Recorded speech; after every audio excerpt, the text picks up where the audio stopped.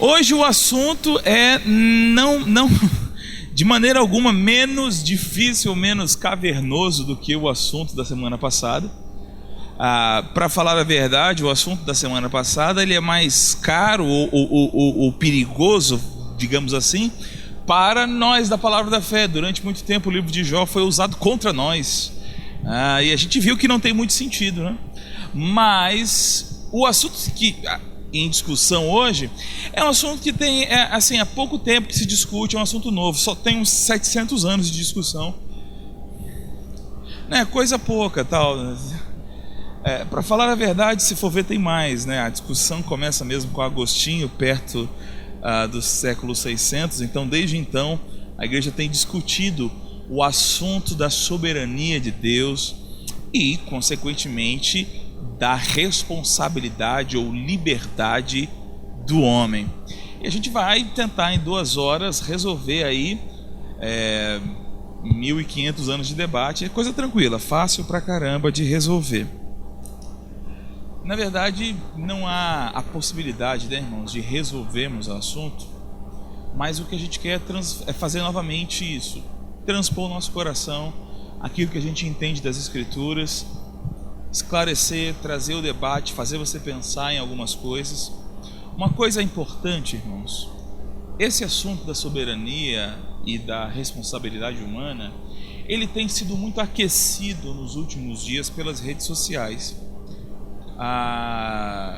Tem havido aí um crescimento de teólogos de última hora nas redes sociais, né? E as pessoas começaram a brigar. O futebol brasileiro está em queda, né? Então a gente ficou meio sem assunto para discutir, e começamos a discutir política e soberania. Né? E de repente temos cientistas políticos da última semana, né, no Facebook, uma série de cientistas políticos, e também teólogos assim ferrenhos, defendendo linhas de pensamento cristão que estão aí há muitos anos, conversando, debatendo e tentando chegar a algum lugar. Então, em primeiro lugar, creia você que foi escolhido, ou creia que escolheu, nós vamos passar a eternidade no mesmo lugar. Então é melhor a gente se dar bem logo. Amém? Eu creio que eu participo dessa escolha. Talvez você creia que eu sou idiota de pensar assim, mas a grande questão é: vamos passar a eternidade no mesmo lugar. Amém? Tem uma frase que não é do pastor Márcio Valadão, mas o pastor Márcio Valadão da Lagoinha fala muito, que é: o que nos une é muito maior do que o que nos separa. Amém, pessoal? Então vamos lá, abra sua Bíblia comigo em Isaías capítulo 37.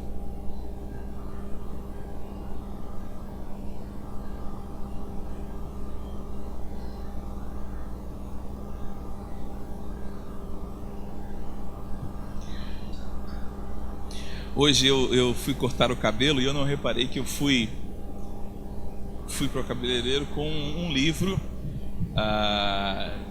de uma linha teológica sobre essa discussão da soberania, e eu tinha me esquecido que o cabeleireiro que eu corto o cabelo, ele é pastor de uma igreja que é da outra linha teológica.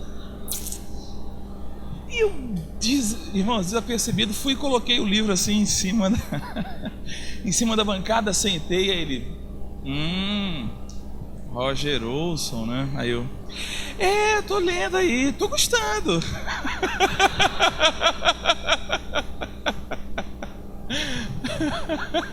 Acho legal o que ele fala.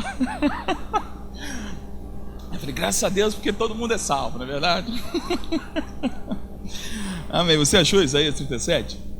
Diz assim, versículo 16: Ó Senhor dos exércitos, Deus de Israel, tu que estás sentado acima dos querubins, só tu, és o Deus de todos os reinos da terra.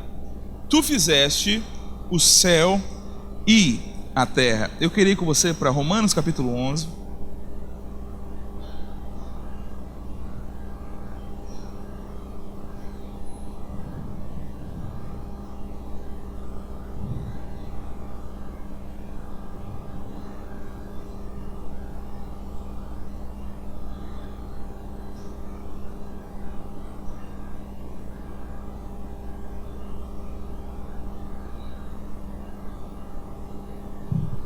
Amém? Versículo 33 diz assim: ó profundidade da riqueza, da sabedoria e do conhecimento de Deus, quão insondáveis são os seus juízos e quão inescrutáveis os seus caminhos. Pois quem conheceu a mente do Senhor e quem se tornou seu conselheiro? Quem primeiro lhe deu alguma coisa para que lhe seja recompensado? Porque todas as coisas são dele, por ele e para ele a ele seja a glória eternamente. Amém. Amém, pessoal. Feche teus olhos. Pai amado, eu te louvo e te engrandeço por essa noite, por esse dia tão precioso que temos de olhar as tuas escrituras, ó Pai, e de buscar a iluminação do teu Espírito para o nosso esclarecimento, para que possamos fundamentar a nossa fé. No nome de Jesus eu peço que eu seja inspirado para falar como convém, de acordo com os teus oráculos, e eu oro para que meus irmãos tenham olhos espirituais abertos, para que eles recebam a tua palavra e ela produza fruto em seus corações, a 30, a 60 e a 100 por um, em nome de Jesus Cristo. Amém. Esses dois textos mostram claramente o aspecto que nós vamos discutir e conversar, que é a soberania de Deus. Deus é soberano. Eu acredito, irmãos, que não haja nenhuma dificuldade para ninguém aqui discordar do argumento ou da frase Deus é soberano. Alguém acha aqui que Deus não é soberano? Se você não crê que Deus é soberano, eu queria anunciar para você o plano da salvação. Dizer que você precisa receber Jesus. Amém. A Bíblia toda, de Gênesis a Apocalipse, ela assevera a soberania de Deus, ela demonstra a soberania de Deus. Um argumento de Charles Rudd que eu gosto sobre a soberania. Charles Rudd diz que a soberania, mais do que um atributo, é uma questão de justiça. Como assim? Quando você estuda um pouco no Rema, por exemplo, nós temos a matéria caráter de Deus, que se estuda os atributos de Deus. Deus é onipresente, Deus é onisciente, Deus é santo, Deus é amor, Deus é justo, né? Então isso são atributos de Deus. E o argumento de que a soberania, mais do que um atributo, é uma questão de justiça, parte da ideia de que se Deus é o criador de todas as coisas, se Deus é o único ser perfeito, se Deus é o único ser que tem todo poder, se Deus é o único ser que tem toda a sabedoria e todo o conhecimento, seria estupidez esse ser se submeter a alguém. Amém, irmãos? Não tem cabimento, não teria coerência, não teria sentido Deus não ser o soberano. Afinal de contas, Ele criou tudo, como nós vimos aqui. Tudo é dele, por ele e para ele. Amém, irmãos? Paulo dizendo aos gregos, ele diz: é Ele quem nos dá vida, respiração e tudo mais. Você está comigo? Não só de nós os crentes, às vezes é bom a gente, parar um pouco com essa ideia de que Deus é evangélico, de que Deus é o Deus dos crentes. Deus criou todas as coisas, Deus criou todos os povos, e como nós vimos em Isaías, Ele é Deus de todos os reinos, Ele está sobre todos os reinos. Amém, pessoal? Você tá tudo bem com você aí? A gente vai mexer um pouquinho aqui algumas coisas. Então nós precisamos entender que Deus é soberano e não é possível se discutir isso, não cabe discussão.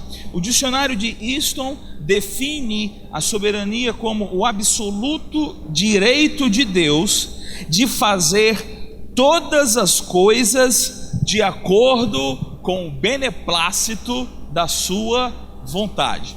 Amém, irmãos? Quando nós começamos a entrar nesse mundo de filosofar as coisas de Deus, as pessoas, por exemplo, se perguntam: por que Deus fez o homem? Por que Deus fez Jesus? Por que Jesus veio aqui? Por quê? E é interessante, todas essas discussões são válidas e devemos fazer isso. Mas no final de toda essa argumentação, a resposta é porque Ele quis. Você está comigo? Algumas pessoas falam: Jesus ele veio, ou Deus criou o homem porque Deus tinha uma necessidade. Não tem necessidade. Deus não tem necessidade. Deus é perfeito, Ele não precisa de nada. Alô? Tudo bem com você? Deus tinha um anseio. Não. Deus vive em uma perfeição, Ele não tem falta de nada. Alô? Tudo bem com você? Tá me amando ainda? Eu sei que isso frustra, é bonito, dá música, não dá? Deus tinha necessidade de família, dá música, mas não é, Deus quis. Alô? Tá me amando ainda? Deus fez tudo o que fez por causa do beneplácito da sua vontade, porque lhe pareceu bem, porque ele entendeu que devia, porque ele quis. Amém, pessoal? Eu queria tirar uma foto da cara que você está fazendo, está um pouco assustada, e eu nem comecei ainda, o que me dá um certo medo. O problema da soberania não é concordar que Deus é soberano. O problema da soberania, especialmente para a gente da fé, é entender até onde vai a soberania, o que é já um contrassenso de frase, né? Porque soberania não tem limite. Alô? Tudo bem com você? Soberano é soberano, pronto, acabou. Amém, irmãos? Né? E se Deus sendo soberano, e aí sim a gente entra na discussão de séculos da igreja, se Deus é soberano, será que o homem tem ou não tem escolha? Existem basicamente três versões, três linhas de pensamento teológico, uma já caracterizada ou consolidada como herética, chamada de pelagianismo ou semi-pelagianismo, né? E a gente não vai discutir essa, mas hoje existe uma discussão muito grande entre os arminianos e os calvinistas sobre essa questão da soberania de Deus e sobre a escolha do homem. Será que o homem tem escolha? E aí começam os problemas, né? Começam as discussões. Em primeiro lugar, a discussão da soberania não pode entrar no pensamento de se Deus tem ou não tem poder para decretar todas as coisas. Como assim? Deus tem poder para decretar tudo e controlar tudo. Não se discute, ou não se pode discutir se Deus tem essa capacidade. Você está comigo, irmãos? Ninguém está aqui discutindo de se Deus teria o poder de decidir quem seria ou quem não seria salvo. Deus teria esse poder, e se Ele quisesse que fosse assim, Ele assim o faria, e ninguém teria o direito de reclamar. Você está comigo, irmãos? Por quê? Porque a gente só existe porque Ele quis, afinal de contas. Você está lembrado disso, né? Que não foi você que decidiu nascer, foi Ele que te criou. Amém, pessoal? Amém? Está lembrado disso, por favor? Você sabe disso, né? Não foi sua decisão nascer, né? Até falou um dia para sua mãe lá que estava com raiva: eu não pedi para nascer, né? Então melhor morrer logo, já que pensa assim, melhor morrer. Mas volta para cá, né? Deixa para lá a discussão sua com a sua mãe. Deus teria o poder de decretar e determinar cada passo de cada ser humano sobre a terra, se assim Ele o quisesse. Eu não acredito que Ele quis. Você está comigo, irmãos? Eu não acredito, eu não vejo que a Bíblia ensina esse princípio, mas Deus teria esse poder, Deus teria essa capacidade, se assim o quisesse. E existem textos na palavra de Deus que vão mostrar que em determinados momentos, não referente à salvação, mas em determinados momentos, Deus vai mover peças descaradamente, como por exemplo, usou Nabucodonosor, um homem ímpio e que não tinha aliança com Deus, para servir de juízo para o povo de Israel. Você está comigo, irmãos? Ao mesmo tempo que usou outro homem ímpio, chamado Ciro, para servir de libertador para o povo de Israel. Alô? Vocês estão vivos aí, pelo amor de Deus?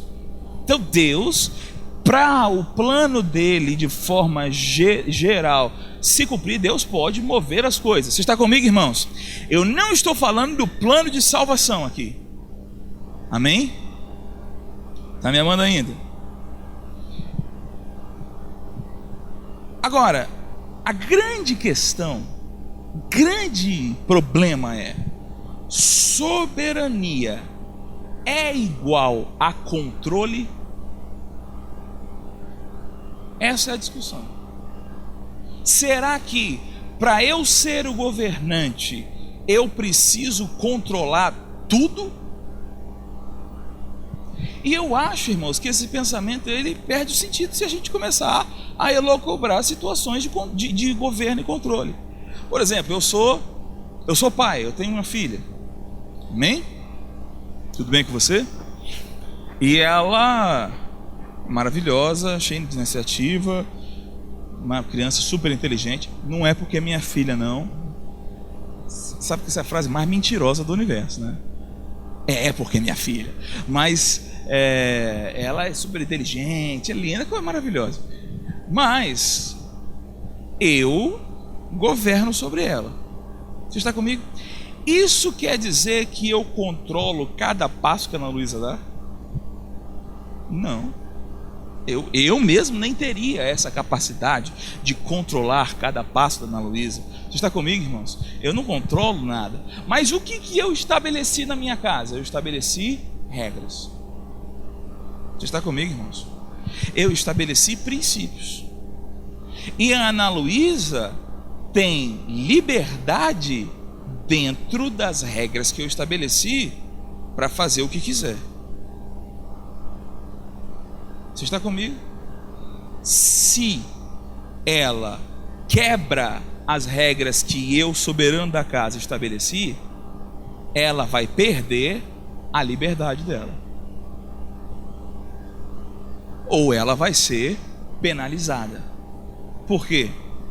Porque apesar dela ter liberdade, as regras são minhas. Não existe liberdade sem regras. Alô? Você está comigo, irmãos? Então Deus, tudo indica na palavra de Deus, desde Gênesis, apesar de que existe gente que acredita que Deus decretou até mesmo a queda, e se Deus decretou até mesmo a queda do homem, então é tudo teatro. A Bíblia é tudo teatro mesmo, não tem sentido nenhum. Mas quando nós olhamos para Gênesis capítulo 1 e nós vemos Deus dizendo: olha, está aqui a árvore do conhecimento do bem e do mal, mas se você comer, você morre. Na hora que você comer, você morre, né? E o morrer ali, nós sabemos que não foi o final da existência, mas foi a separação, foi estar desconectado de Deus. Isso é o conceito de morte espiritual. Amém, irmãos? Morrer espiritualmente não é perder o espírito. Morrer espiritualmente não é não ter o espírito. Morrer espiritualmente é estar desconectado, separado de Deus. É por isso que quando a gente nasce de novo, a Bíblia diz que aquele que se une ao Senhor se torna um só espírito com Ele, ou seja, o nosso espírito volta a estar reconectado, religado com o Espírito de Deus. Isso é nascer de novo. Você está comigo, irmãos?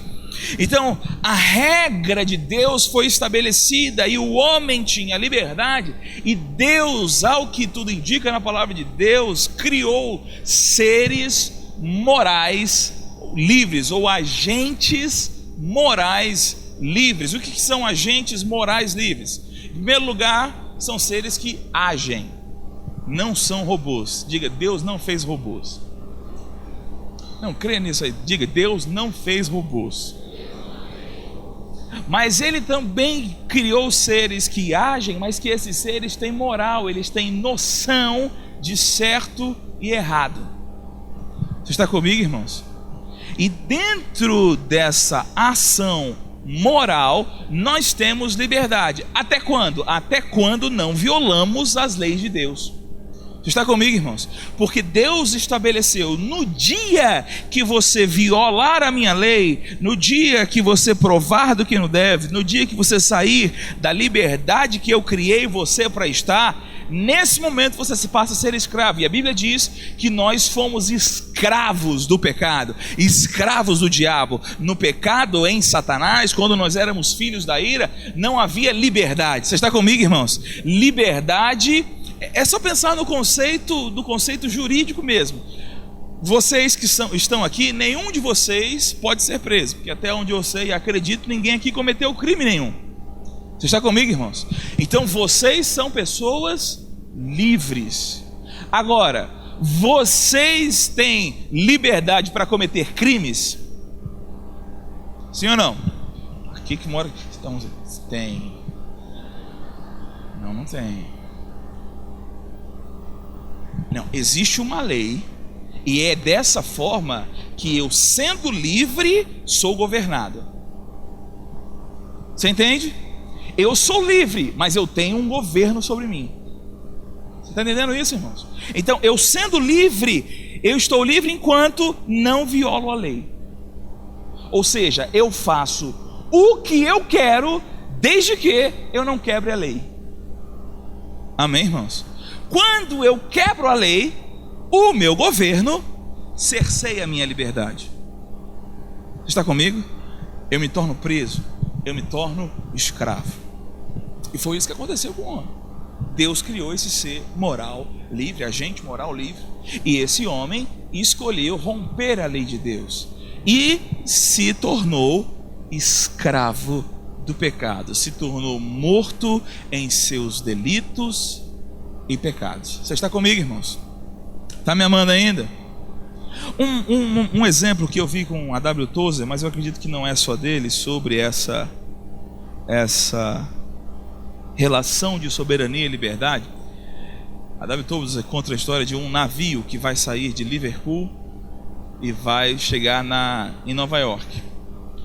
E o navio vai sair 8 horas da manhã de Liverpool, e no dia seguinte, sei lá, às 4 horas da tarde, ele vai chegar em Nova York. Então, as pessoas vão entrar no navio, você está comigo? E, soberanamente, esse navio vai sair de Liverpool e vai chegar até Nova York. E ninguém vai mudar essa rota. Você está comigo, irmãos? Mas as pessoas dentro do navio, elas vão andar por onde querem. Tem gente que vai para a piscina, tem gente que vai para a sauna, tem gente que vai dormir. E pode ter louco que pule do navio se quiser. Você está comigo, irmãos? Mas a rota do navio não vai ser alterada pelas pessoas livres dentro do navio. Você está comigo? Então eu preciso entender que eu não preciso de controle para governar. E a Bíblia é muito clara dizendo que nós temos a lei do Senhor. Você está comigo, irmãos? Deus nos deu a sua palavra, Deus nos deu a sua lei, e é dessa forma que Ele nos governa. Amém? Está tudo bem com você? Amém, irmãos? Então eu preciso entender isso. Deus não precisa controlar cada passo, cada pensamento da minha vida para que tenha governo sobre mim. Agora, existem alguns textos da Bíblia, irmã, e eu queria vê-los com você, que esses textos exigem que o homem tenha algum nível de escolha. O primeiro deles, abra por favor em João capítulo 3, versículo 16. Já vou falar? Alô? João 3,16, você já ouviu? Vocês estão muito falantes hoje, eu estou realmente preocupado.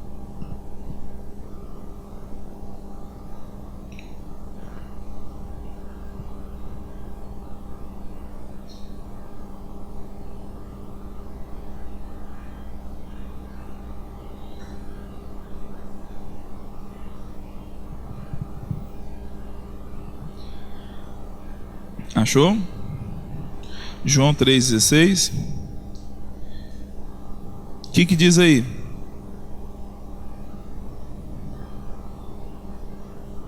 Meu Deus do céu, nem ler João 3,16 você está conseguindo? Porque Deus amou o mundo de tal maneira que Ele fez o quê? Que Ele deu o seu Filho unigênito para... Olha para cá, olha para cá, olha para cá. Deus amou quem? O mundo. Amém? O que o mundo merecia? O mundo merecia perecer. Você está comigo, irmãos? Por quê? Porque todos pecaram e estavam destituídos da glória de Deus. Todos pecaram, não fui meia dúzia que pecou. Todos pecaram e todos mereciam perecer. Mas Deus amou o mundo inteiro de tal maneira que Ele deu o seu Filho unigênito. Para quem? Preste atenção nisso, irmãos, isso é fantástico. Porque Deus amou quem? o mundo. Mas quem não perece? Aquele? Quem é aquele? É aquele, sei lá quem é. Alô? Você está comigo, irmãos? Deus amou o mundo inteiro, que Ele deu o seu Filho para que todo aquele, quem é todo aquele? Sei lá, é todo aquele que nele crê, esse que crê não perece. Mas Deus amou quantos? Todo mundo. Mas todo mundo vai nele crer? Não.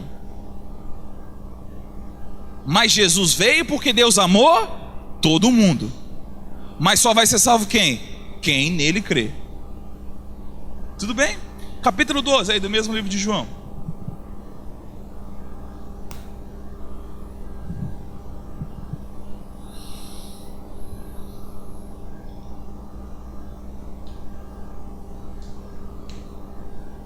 Você achou?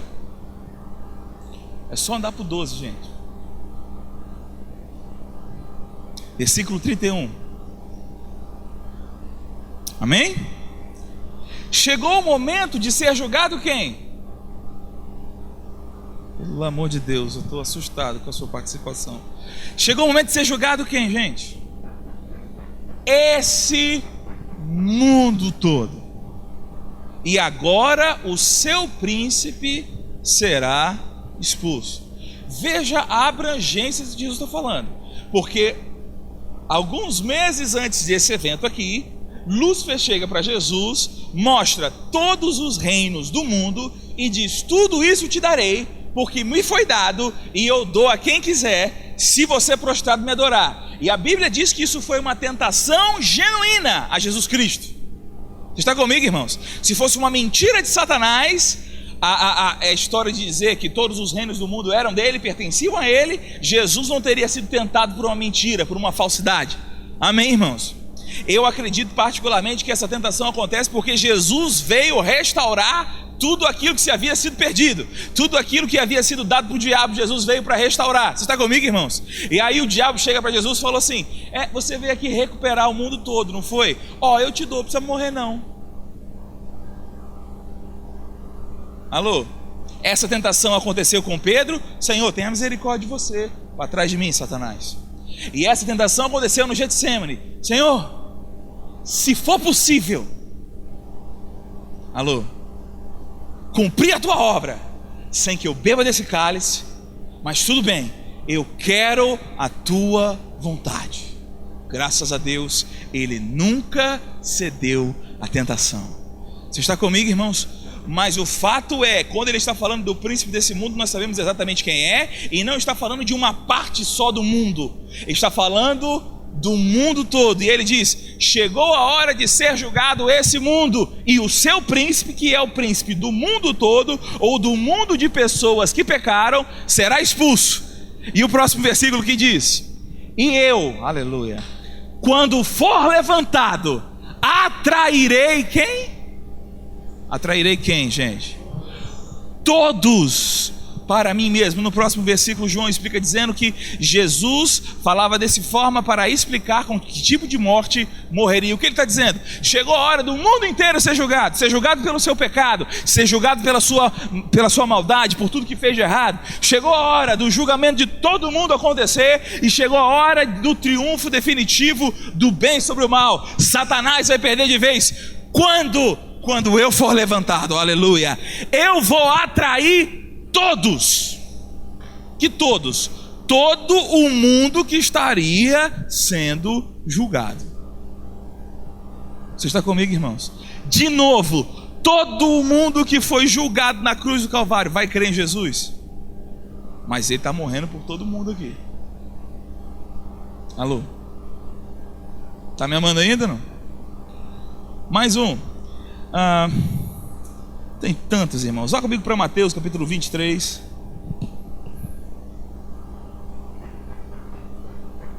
Mateus 23 e versículo 37.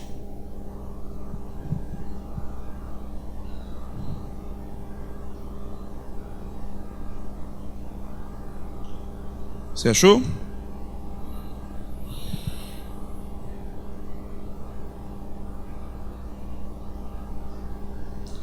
Mateus 23, 37.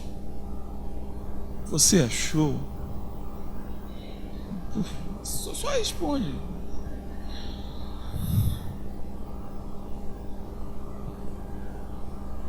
Jesus está próximo do chamado sermão do Monte das Oliveiras, onde ele vai falar do seu sermão escatológico. Estava claro que a nação judaica não ia recebê-lo. Amém? E então Jesus entoa um lamento diante de Jerusalém.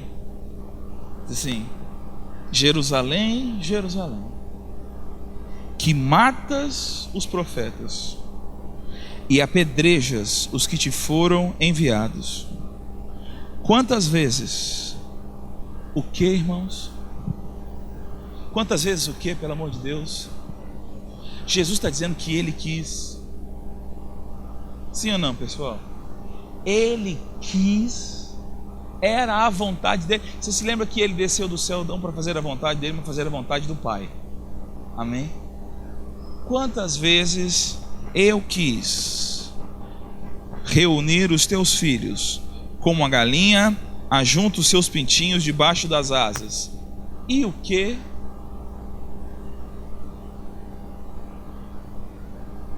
Alô? Quer dizer que Jesus quis. Tudo bem com você? Deus em manifestação, a expressão exata do Pai, o Deus unigênito que nos revelou o Pai. Ele quis, mas não fez, porque os judeus não quiseram. Alô? Está escrito isso na sua Bíblia, irmão? Será que isso aqui é um teatro? Será que ele está falando assim: vocês não quiseram, e ele olha para o Pai, eles não quiseram? Será? Será que isso é uma falsidade? Será que isso é uma conversa da carochinha? Que por trás Deus tem misticamente, de forma escondida, um outro desejo que não está revelado, mas que foi ele que impediu os judeus de quererem? Alô? Esse tipo de pensamento exige outra Bíblia. Você está comigo, irmãos? A gente tinha que ter outra Bíblia, a Bíblia revelada e a Bíblia oculta.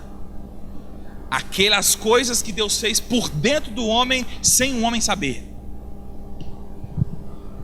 Mas não tem uma Bíblia oculta, só tem essa aqui. E nessa aqui, Jesus quis e os judeus não quiseram, não creram.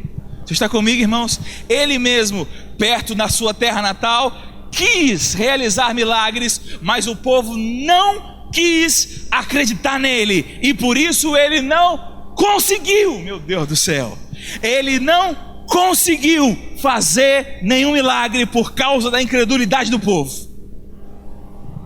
Alô? Tudo bem com você? Vamos logo para 1 Timóteo capítulo 2.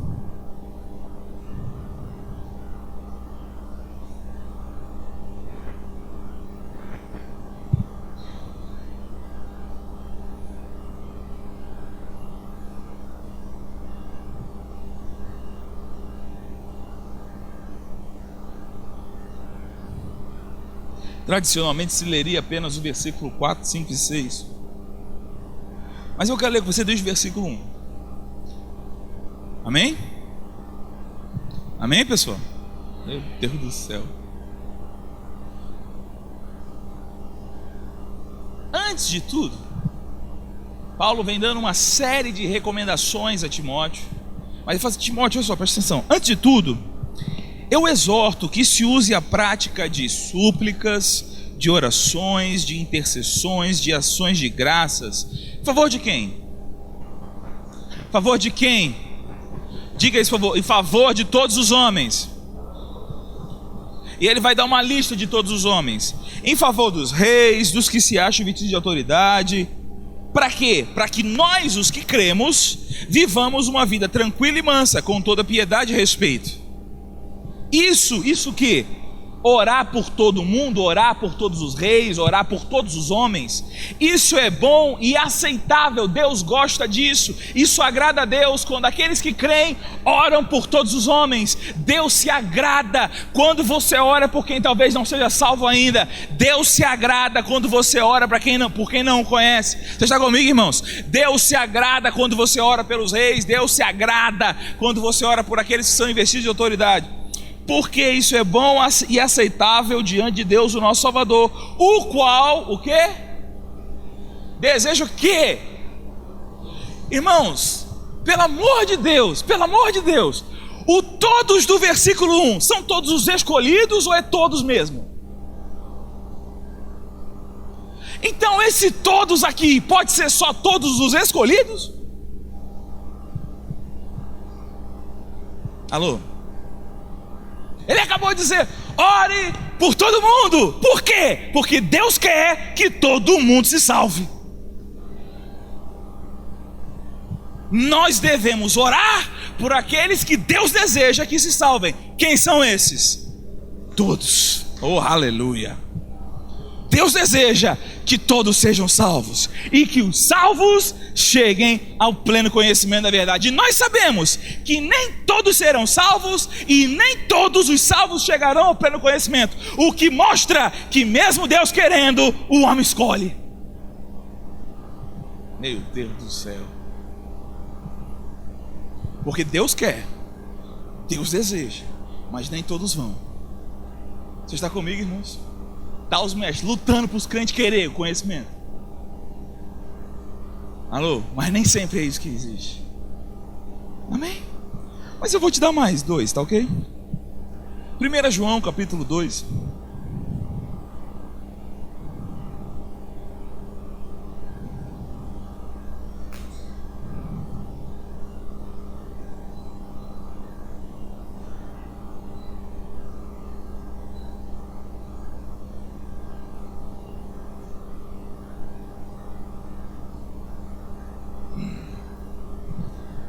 Aleluia. 1 João capítulo 2.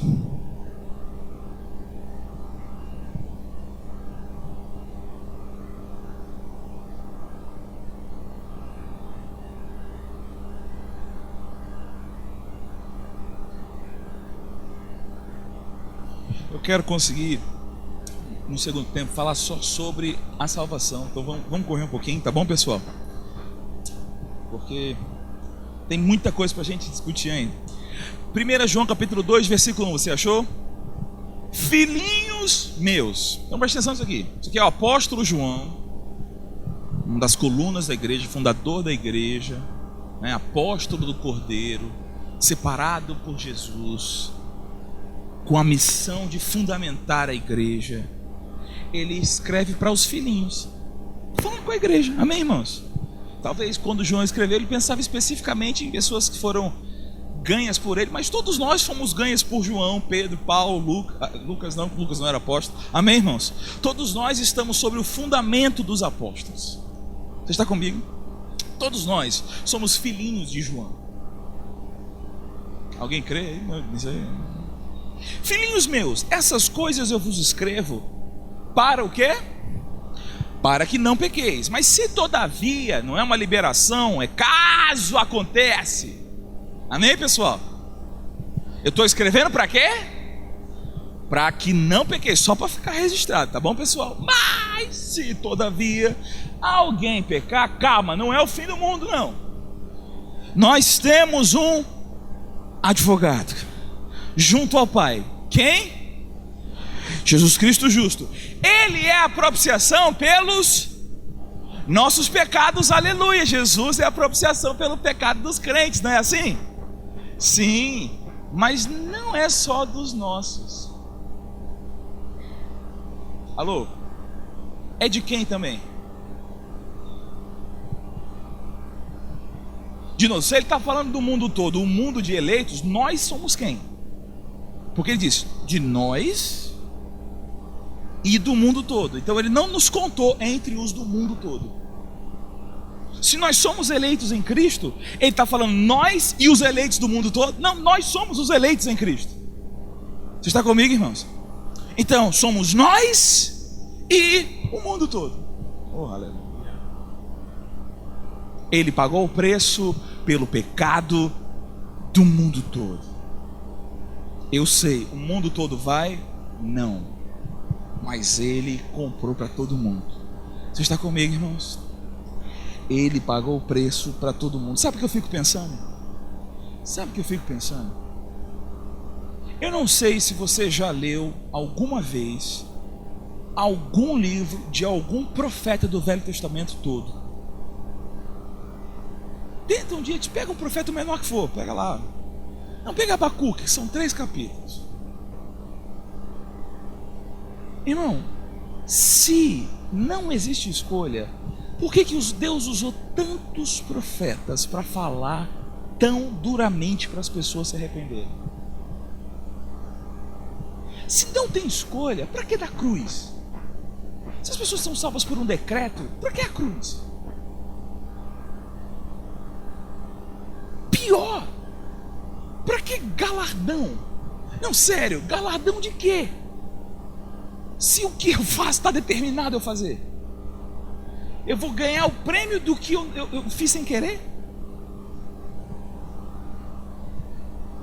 Hein? Deus vai me premiar porque o que eu fiz, Ele determinou que eu fizesse, eu não tinha escolha de não fazer, eu vou ganhar prêmio? Pior e mais assustador, para que o inferno? Para que o inferno? Porque Deus sadicamente criou pessoas para lançar lá só para mostrar a sua glória. Esse tipo de pensamento obriga Deus a ser o criador do mal. Alô? Deus tem que ser o autor do mal, se as pessoas não têm escolha. Se Deus controla tudo, se quando acontece alguma coisa ruim, e aí alguém para te consolar chega a você, fica tranquilo, irmão, Deus está no controle. Filho da mãe esse Deus, hein?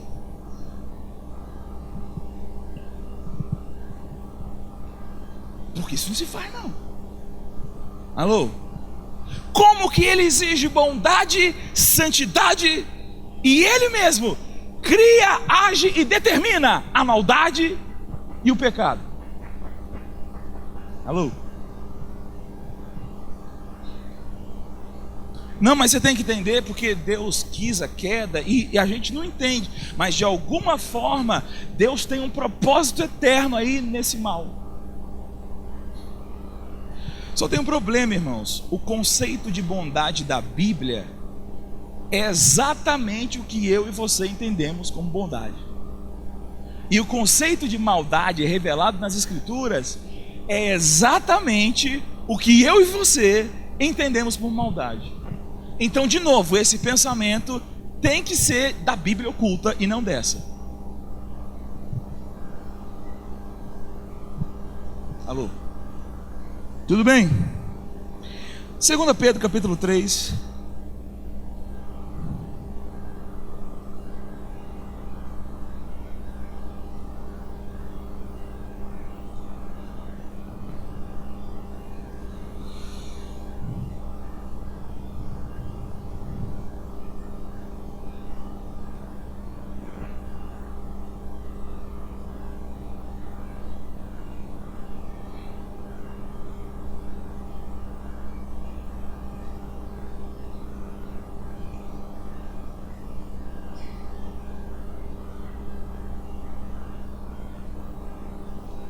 Amém? Você achou? Versículo 7. Ah, Jesus. Ora, os céus que agora existem e a terra, pela mesma palavra, a palavra de Deus, têm sido entesouradas para fogo, estando reservados para o dia do juízo e destruição dos homens ímpios, o que o Apocalipse chama de julgamento do grande trono branco. Há todavia uma coisa, amados: não deveis esquecer que para o Senhor um dia é como 1000 anos, e 1000 anos é como um dia. Então cuidado com o seu conceito de tempo para dizer que falta muito. Ou eu sempre ouvi que está nos últimos dias. Cuidado. Eu acredito que ninguém aqui tem 40 anos. 40 anos não é nem 10 minutos de um dia para Deus. Tudo bem? Por isso que o salmista insiste em dizer: a minha vida é como um sopro. Amém, irmãos? Deus é eterno, então Ele não está tão preocupado com o tempo como você.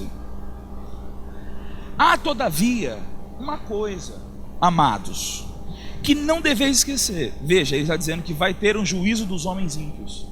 Amém, irmãos? Que os céus vão se desfazer com estrepitoso estrondo e que vai haver o juízo dos homens ímpios. Há todavia uma coisa, amados, que não deveis esquecer: que para o Senhor um dia como 1000 anos e 1000 anos como um dia. O Senhor não retarda a sua promessa, a promessa da sua vinda, a promessa do julgamento dos homens ímpios. O Senhor não está demorando para isso, como alguns a julgam demorada. Pelo contrário, Ele é paciente para convosco. Não o quê? Ah, meu Deus. Não querendo. Deus está dando tempo, está dando chance para se arrepender. É como Ele escreveu para aquela mulher maligna e malvada do Apocalipse, dizendo: olha só, eu dei tempo para que ela se arrependesse, mas ela não quis se arrepender. Está comigo, irmãos? Como Ele agiu com Nínive, mandando Jonas para lá. Jonas não quis, é verdade. E aí Deus moveu os pauzinhos e ele chegou, é verdade.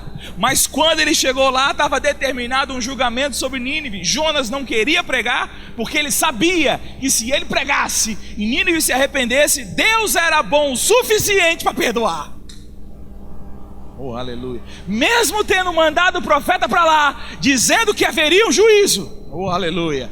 Jonas vai lá e diz que eu vou derramar fogo do céu e eles serão consumidos. Jonas chegou contra a vontade, mas chegou. E quando pregou, eles se arrependeram e Deus não derramou o juízo. Meu Deus do céu. Deus não quer que ninguém pereça. É por isso que Ele está dando tempo. Dando tempo para que os homens se arrependam.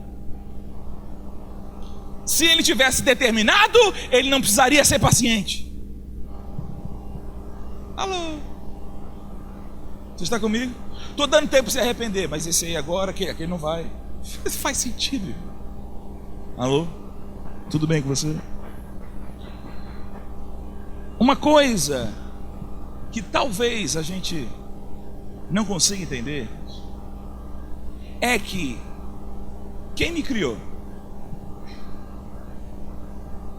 Quer que eu comece tudo de novo da pregação? Quem me criou? Deus. Deus é o soberano e Ele me criou. Concorda comigo? A gente vai entrar num conceito aqui, eu quero que você preste atenção. Deus me fez e Deus espera que eu o adore, que eu o ame. Você está comigo? Só tem um problema. Se eu determino que você me adore, essa adoração é falsa. Adoração só é adoração se ela for genuína e espontânea. Assim como o amor. Amor só é amor se for espontâneo. Né? Sabe por que você ama a pessoa que você ama? Porque você teve escolha. Né? Se fosse a última Coca-Cola do deserto, você ia tomar essa porcaria mesmo. Mas porque tem várias Coca-Colas no deserto e você escolhe essa, tem mais valor. Você está comigo, irmãos? Então, o amor, ele depende dessa possibilidade. Então Deus, que é o soberano Criador, esperava da criatura que Ele criou, agente moral livre, que essa criatura o reconhecesse e o amasse. O problema é que, para que a criatura o adorasse de forma genuína, essa criatura teria que ter escolha. Você está comigo, irmãos? E se eu dou escolha, quem dá escolha? Eu dou escolha. Se eu dou escolha, eu dou o direito e a possibilidade dele não fazer. Você está comigo? Tudo bem? Então, quero falar isso com calma, para você não me xingar muito. Deus quis, porque se Ele não quisesse, Ele não faria. Mas Deus quis permitir que eu pecasse. Por quê? Isso era o preço para que a minha adoração fosse genuína. Você entendeu? Isso é a vontade permissiva bíblica. Você está comigo, irmãos? Então, Deus quis. Ele só faz as coisas pelo beneplácito da sua vontade. Ele quis que eu pudesse. Ele não me induziu, ele não decretou. Ele quis que eu pudesse. Você está comigo, irmãos? Por isso que ele mesmo colocou a árvore lá. Porque ele quis que eu pudesse. Porque se eu não pudesse pecar, a adoração seria falsa. Mas ele estabelece a lei: se pecar, você se torna escravo. Amém, irmãos?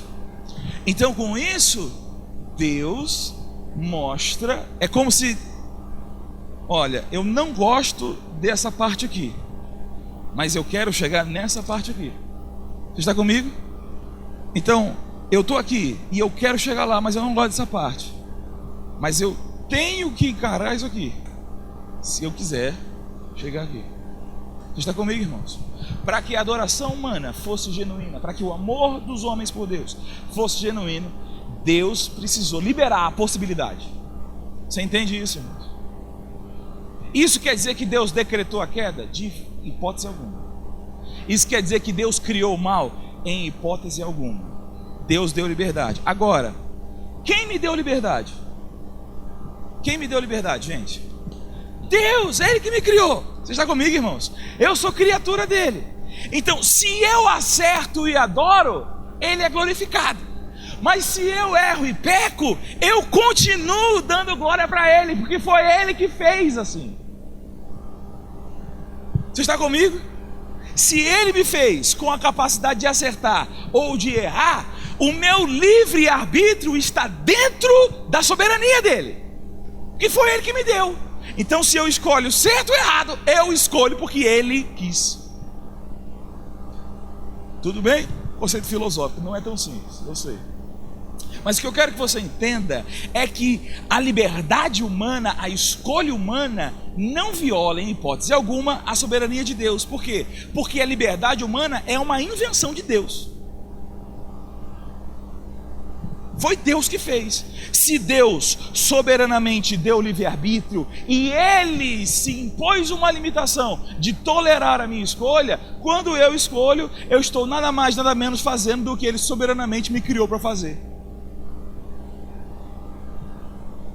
E a soberania de Deus não é afligida quando eu acerto, nem quando eu erro. Eu errar não quer dizer que Deus deixou de ser soberano. Por quê? Porque Ele permitiu essa condição. Porque se Deus não permitisse que eu pecasse, eu nunca teria pecado mesmo. Mas Deus não queria um robô. Deus queria alguém à sua imagem e à sua semelhança. Oh, aleluia. Você está comigo, irmãos? Então Ele tem que permitir isso. E Ele se impõe à limitação de tolerar essa relação, mesmo com que dessa forma nada saia nunca da sua soberana vontade. Você entendeu isso? Amém? Aí talvez você fala: como é que você tem coragem de falar que Deus se limita? Eu queria falar tanta coisa, mas a gente não tem tanto tempo, e o meu dispositivo resolveu me atrapalhar em vez de me ajudar. Mas eu não vou mostrar os textos não, irmãos. Eu vou falar com vocês só para a gente ganhar um pouquinho de tempo, porque eu tenho 3 minutos ainda. Talvez a frase "o soberano se limita", talvez ela te assuste. Mas você já ouviu falar de Jesus Cristo? Alguém aqui já ouviu falar de Jesus Cristo, por favor? Amém. A Bíblia diz em Filipenses capítulo 2, versículo 5, que nós devemos ter a mesma atitude que houve também em Cristo Jesus. Porque Ele, sendo Deus, Ele era o quê? Se Ele era Deus, Ele era soberano, Ele era onisciente, Ele era onipotente, Ele era eterno, majestoso, glória e majestade, tudo isso. Você está comigo, irmãos? Tudo bem com você? Ele era Deus. Aí a Bíblia diz que Ele não considerou que o ser igual a Deus era algo que Ele devia se apegar. Antes Ele fez o quê? Deus fez o quê? Então Deus se esvaziou, né?